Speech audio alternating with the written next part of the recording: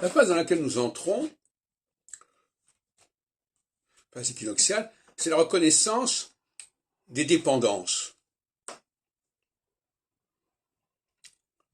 Et on s'aperçoit effectivement que la Russie avait sous sa dépendance une grande partie de l'économie, et notamment en Afrique.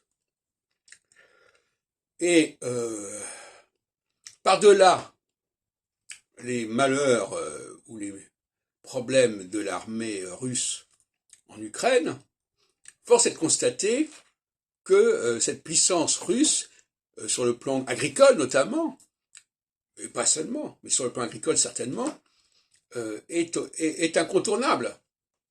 En tout cas, même si elle est contournable à terme, on reconnaît à quel point elle a pu essaimer et elle a pu mettre en dépendance toute une population.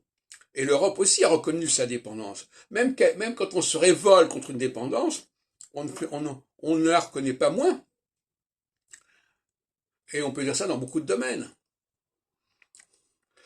Mais, par exemple, la question de la francophonie, par exemple, sur laquelle j'insiste beaucoup, on met en évidence la dépendance de l'Afrique par rapport à la France, par rapport à la langue française.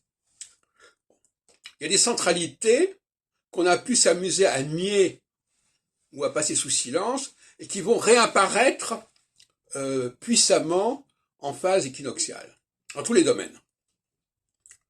Alors qu'en phase solsticiale, ces centralités sont occultées, sont cachées, sont niées, sont oubliées. Pourquoi? Parce qu'on va couper les cheveux en quatre, on va dire oui mais c'est pas tout à fait pareil, oui mais il y a des variantes, oui mais il y a ceci et cela.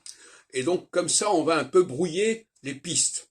Et ben, on brouille les pistes pour une phase solsticiale, c'est la phase babélique, et on retrouve les axes centraux, les boulevards, en phase équinoxiale.